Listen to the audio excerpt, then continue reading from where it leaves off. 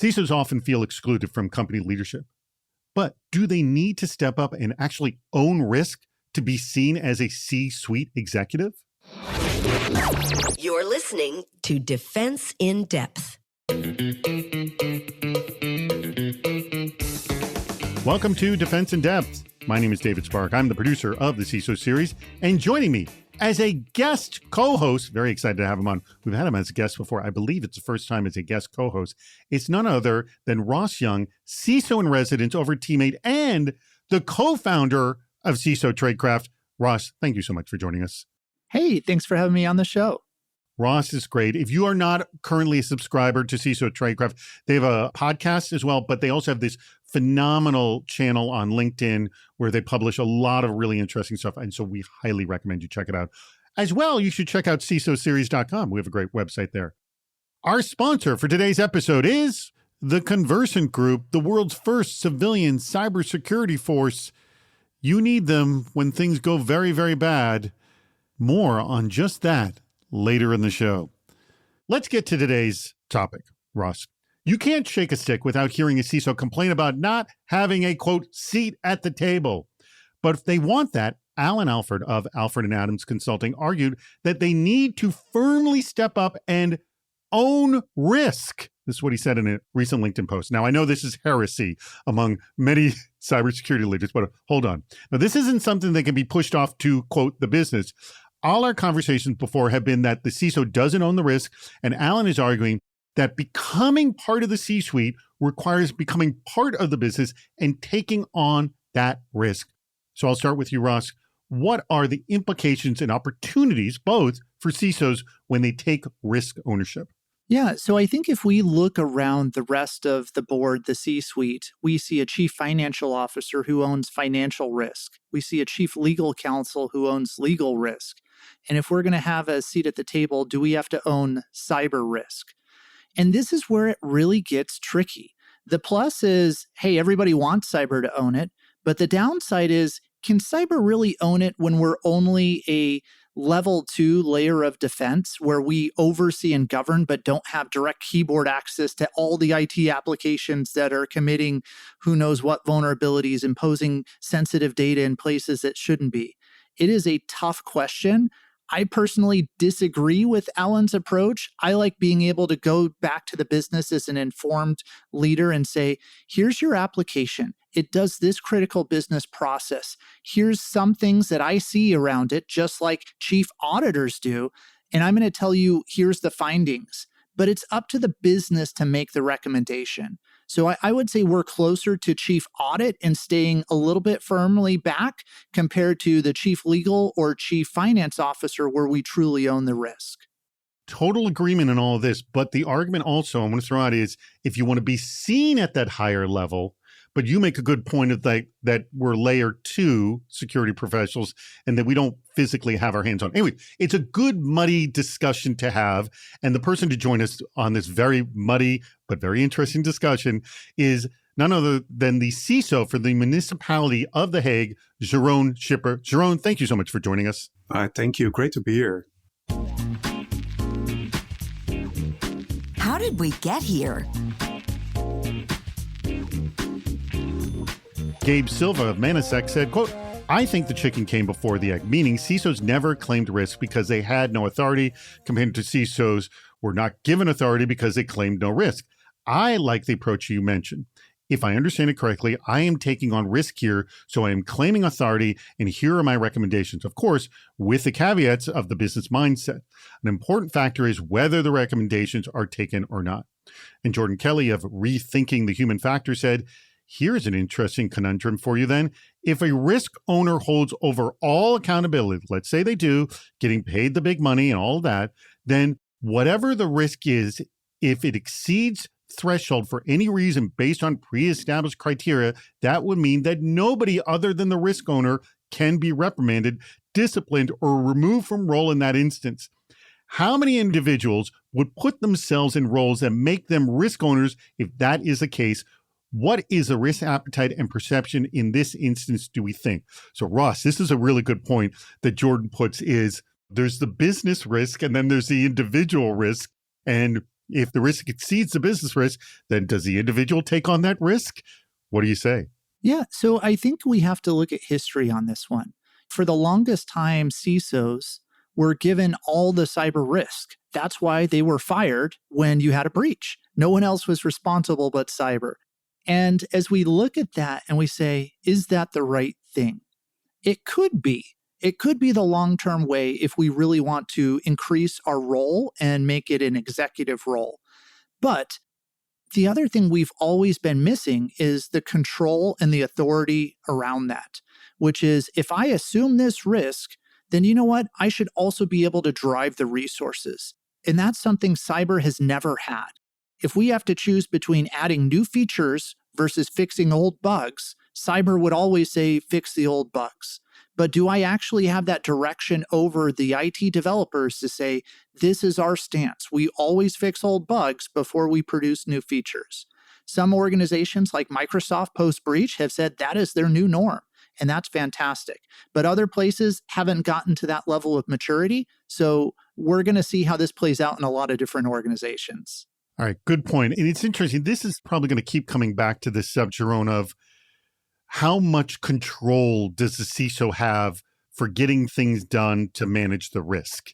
Isn't it going to come down to that? Yes? Yeah, exactly. I think you have to look at a couple of things. When you as a CISO can get that mandate, for instance, then there has to be other things in place like a shared responsibility within the board. You really have to own your place at the table, but also things like budgeting. You have to have your own budget. In a lot of organizations, it's not in place yet. It's a really multifaceted discussion, I think, and Ross pointed it out pretty well. So when you, as a CISO, have to fully own the business risk, then you have to have a couple of things in place, right? You have to have the trust and the authority within the organization, but also you have to have influence all over the organization. So you really have to be a full member of the board, including mandate, including budgeting. Can there ever be agreement on this? Scott Ernst of Brown & Brown said, quote, I could agree, and yet it seems CISOs are loath to tap into the information expertise and tool set of traditional operational risk. Why go it alone and reinvent a new wheel? Quantifying operational risk and its financial impact has been the language of risk management and the language of the C-suite and the board of directors for decades, probably even longer than that.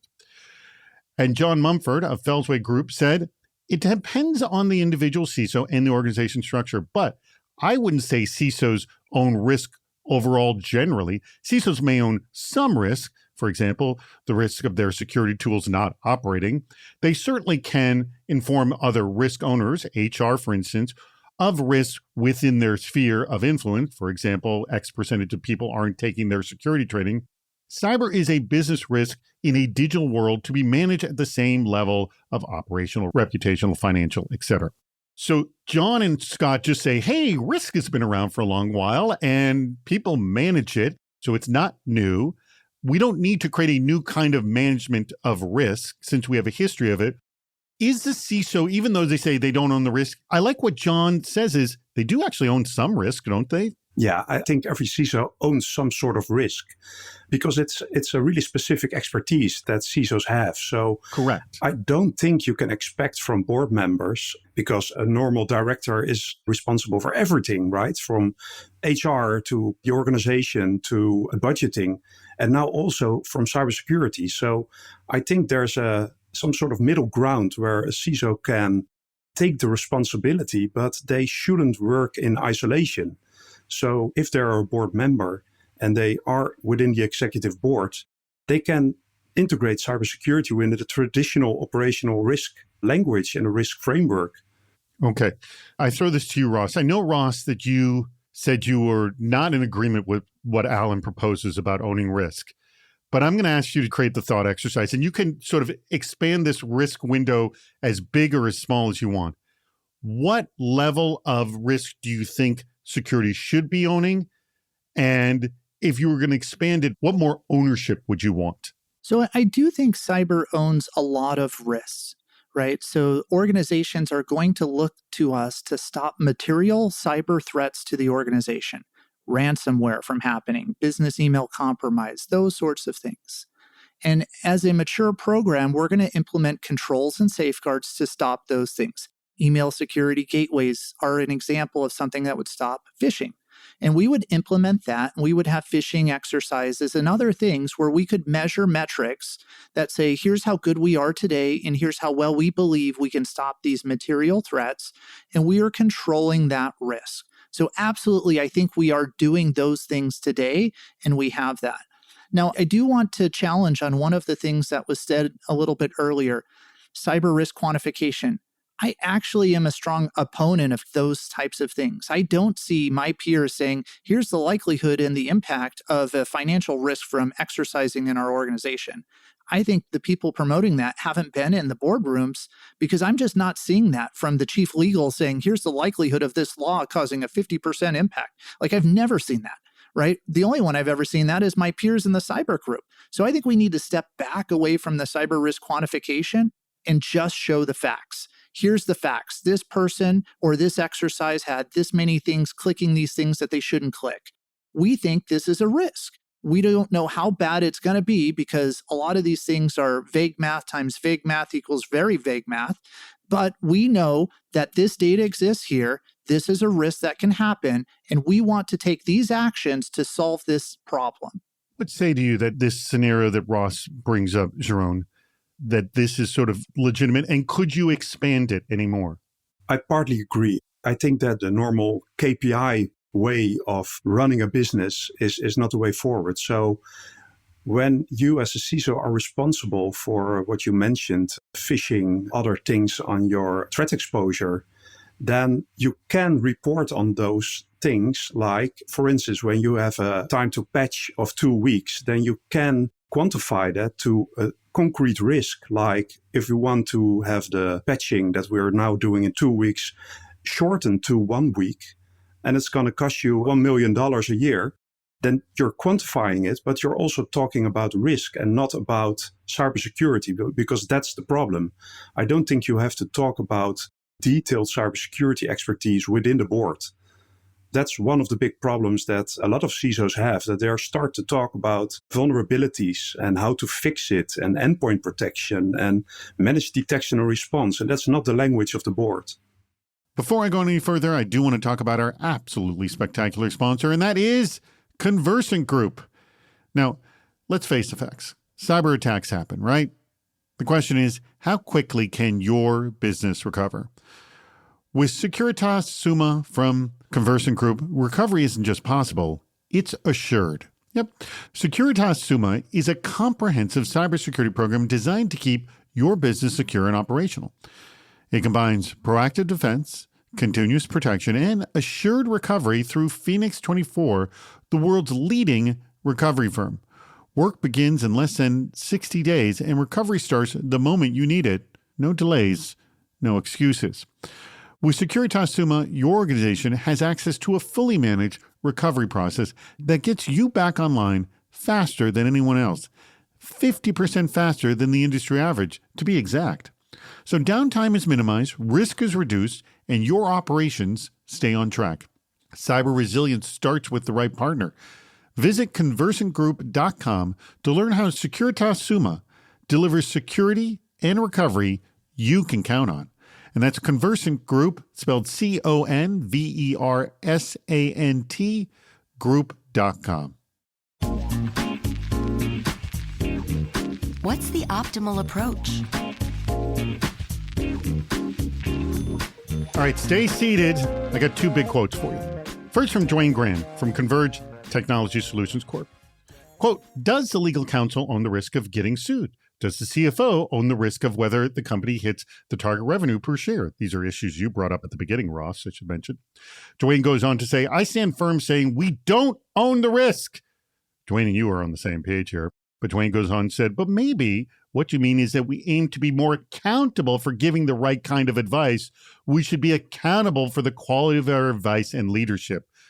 Nodding your head a little bit there. Rich Mason of Critical Infrastructure said, quote, I think looking at this through the lens of near peers like CFO, CTO, CIO general counsel, CMO, and MDs is helpful. They all put their neck on the line for how they manage different types of risk. Are we risk consulting or risk managing?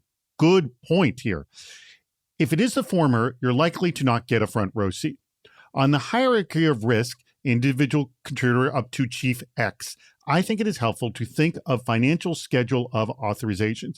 It is interesting to contrast how a financial approval required a certain sign-off level up to CEO and board based upon dollars, yet we often see requests for risk acceptance at individual levels that are well above their pay grade.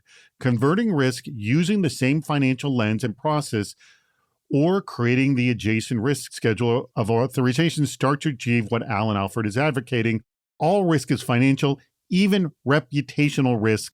And throwing this one at you, Ross, there's agreement with you, but we're now kind of using different terms rather than saying risk ownership.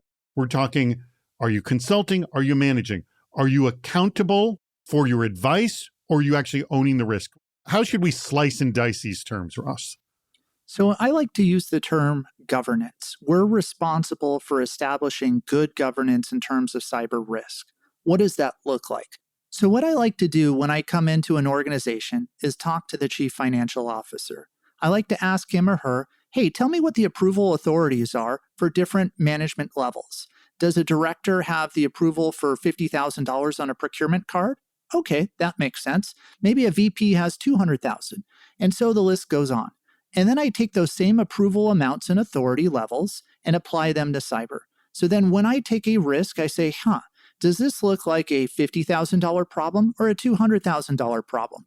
And if it looks like a $200,000 problem, then it needs a VP to sign off on that situation. And then that's a very consistent way. CFOs already bought off on it on the procurement decisions, so it can be laterally moved. And so when we use this, we have a risk governance process that enables risk management decisions made by the business. Jeroen, how do you feel about this? And would you be more comfortable taking one of these other titles of accountable, manager, advisor, when it comes rather than owner? I completely understand what Ross mentioned. The thing is, when I look at the threats that we face as a municipal organization, we are an international city, geopolitical things that happen everywhere in the world have to do with The Hague because we have the International Criminal Court, we have Europol, we have NATO. So things that happen within the city can have a really big impact. And when you look at the financials that are connected to that, then I'm already pretty quickly on the level of the general manager. And that's a problem for me. So even the smallest things that I have to quantify are already at the highest level within my organization. So then I have to get over there for every question, for every threat we see, that it's possible that we get a problem when I quantify it for $1 million or €1 million. So you think you would just drown in bureaucracy with this? Yeah. And the other way is, and that's not what Ross mentioned, but is that you completely own the risk. But then I'm responsible almost for business continuity management. And that's the other way. And that's really not my part of the world that I'm responsible for. I don't know how you could sleep with that level of... No, exactly. But that's what we're talking about. I think maybe this all comes down to what level of risk can a CISO handle and still sleep at the same time? Do you think it just boils down to that, Ross? I firmly believe in the 3 lines of defense, which is who's the primary manager responsible for this function, this control, this requirement. If cyber owns that, which we do own things, we own incident response, we own security awareness and education, we own email security, things like that. Absolutely, we take responsibility on the risk. However, if things are other parts of the organization, hey, somebody does a merger and acquisition, well, cyber didn't really get to sign off on that. That was made by the CEO. Or if somebody's doing software development, that's the IT org, not the cyber side.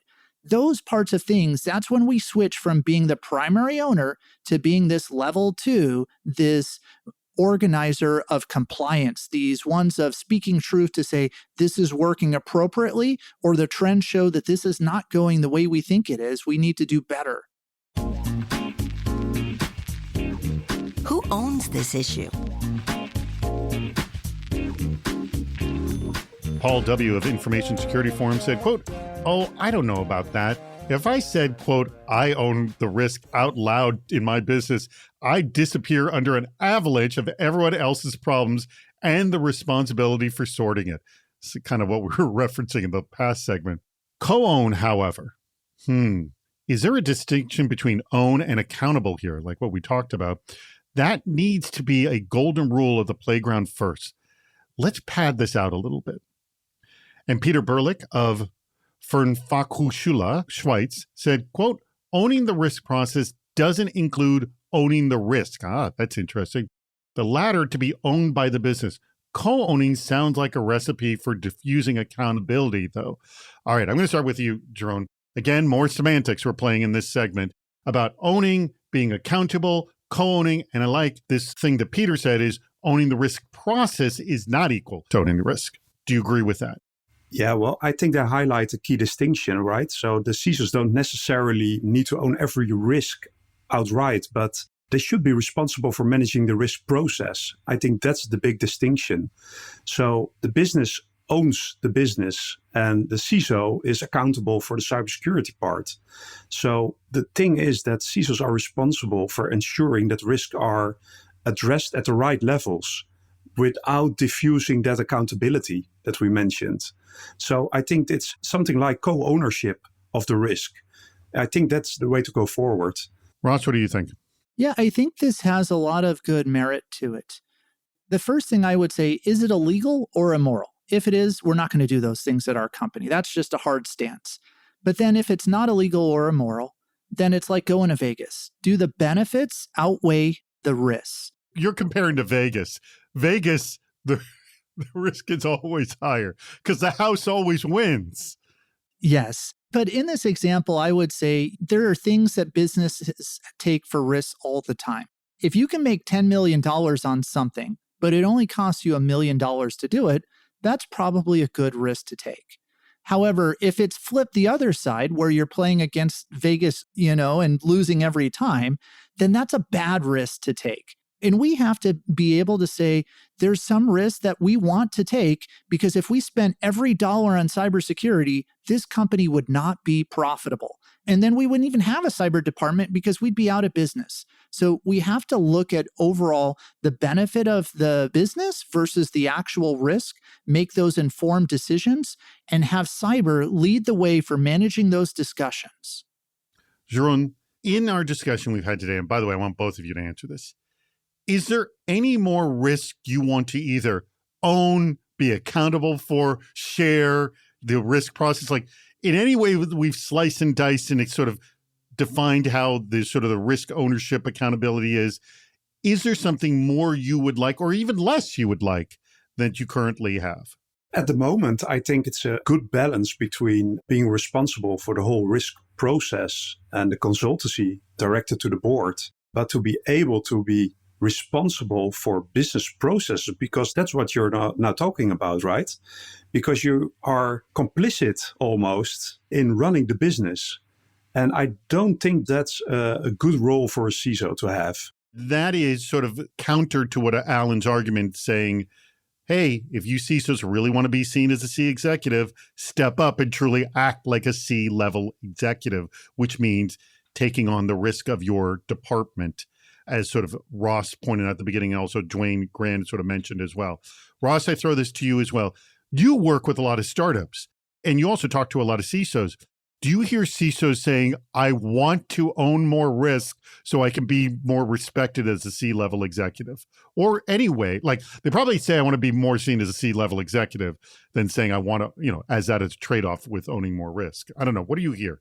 So the thing I hear CISOs ask for the most is wanting to own identity, because a lot of access management and making sure we keep the bad actors out is controlling access, which means you have to own identity.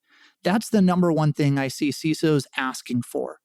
Now, that's different than what I see everybody else asking the CISOs to do.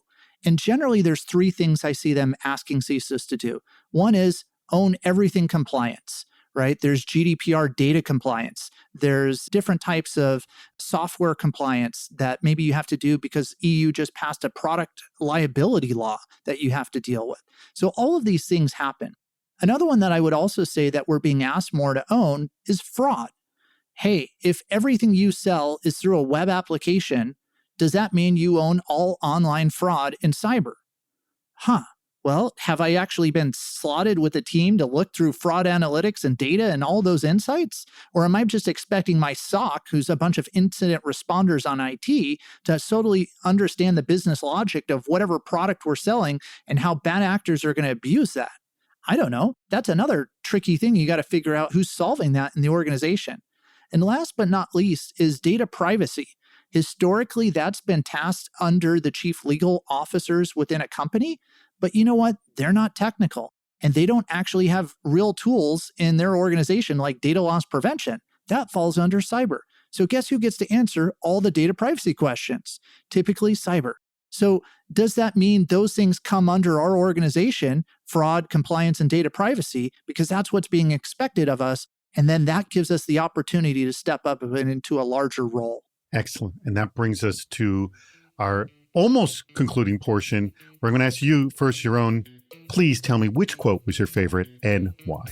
I think it was the one from Jordan Kelly. He started with, here's an interesting conundrum for you. And what he said is that if a risk owner holds all the accountability, getting paid the big money and all that, then whatever risk it is, if it exceeds the threshold for any reason on pre-established criteria, that means that nobody other than the risk owner can be reprimanded, disciplined. And that's, I think, the key part of the whole discussion we had.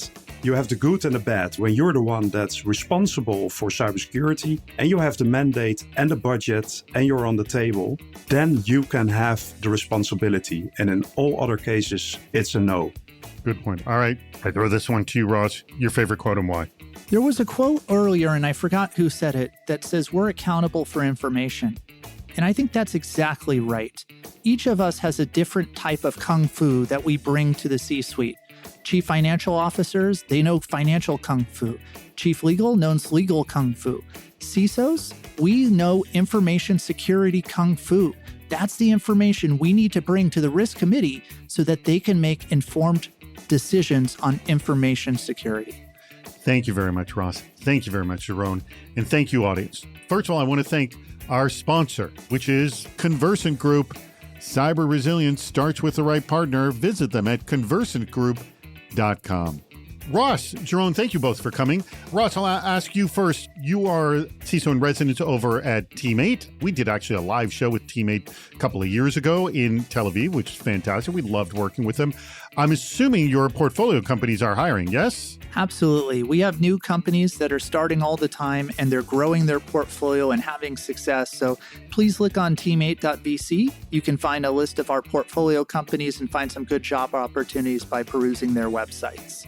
Excellent. And Jeroen, are there job opportunities at Hague? And I'm assuming the qualifying is that you have to live in the Netherlands, yes? Yeah, that's the most easy part. Yeah, so we're always hiring. It's really interesting to work for City of The Hague because of all the international threats that we're facing on a daily basis. So it's not so much fun for the organization itself, but from a security standpoint, it's a great place to work. Awesome. That is great to hear. Well, we'll have links to their LinkedIn profiles. I'm assuming our audience can contact you directly if they have questions. Yes? Yes. Absolutely. Awesome. Well, thank you very much, Ross. Thank you very much, Jeroen. And thank you, audience. We greatly appreciate your contributions and listening to Defense in Depth. We've reached the end of Defense in Depth. Make sure to subscribe so you don't miss yet another hot topic in cybersecurity. This show thrives on your contributions. Please write a review, leave a comment on LinkedIn or on our site, CISOseries.com, where you'll also see plenty of ways to participate, including recording a question or a comment for the show. If you're interested in sponsoring the podcast, contact David Spark directly at david@CISOseries.com. Thank you for listening to Defense in Depth.